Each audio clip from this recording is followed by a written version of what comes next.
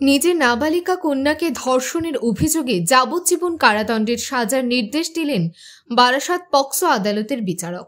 2022 সালে নিউটাউন থানায় নাবালিকা কন্যার মা তার স্বামীর বিরুদ্ধে ধর্ষণের অভিযোগ দায়ের করেন। অভিযোগের ভিত্তিতে অভিযুক্ত পিতাকে গ্রেফতার করে নিউটাউন থানার পুলিশি তদন্তে অভিযুক্ত স্বীকার করেন স্ত্রী বাড়িতে না থাকার সুযোগে সে তার নিজের মেয়েকে একাধিকবার ধর্ষণ করেছে। আজ বারাসাত পক্সো আদালতের বিচারক অভিযুক্তের যাবজ্জীবন কারাদণ্ড এবং 50,000 টাকা জরিমানা অনাদায় অতিরিক্ত 2 বছরের জেল হেফাজতের নির্দেশ দেন। আজকে লাইফ ইমপ্রিজমেন্ট দিয়েছে উইথ রিগোরিয়াস ইমপ্রিজমেন্ট ফর লাইফ, আর সঙ্গে 50,000 টাকা জরিমানা।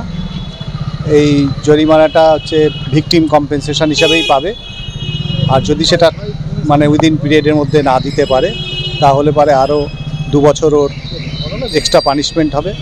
আর 506 সেকশন 6 এবং 506 সেকশন 6 পক্সো অ্যাক্ট এবং 506-এ ওর 3 বছর সাজা দিয়েছে।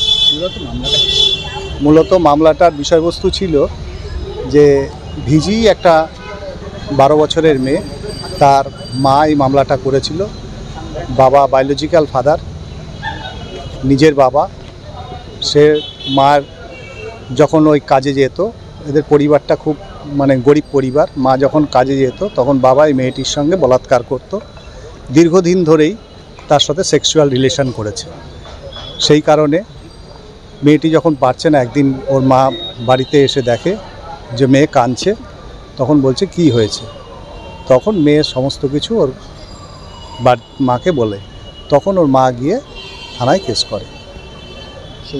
সেই মামলার আজকে রায় বেরোলো। এটা 2022-এ হয়েছিল, কত তারিখ আমার ঠিক মনে নেই। তো আমি কাজে গেছিলাম, কাজ করতাম লোকের বাড়িতে। তো কাজ দিয়ে যখন ফিরে এসেছি বিকাল 5টা কি কটা বাজবে, তো এসে দেখি মেয়ে কান্নাকাটি করছে। তো আমি বলছি কাঁদছিস কেন মা, কী হয়েছে? তারপরে মেয়ে আমাকে সব বললো।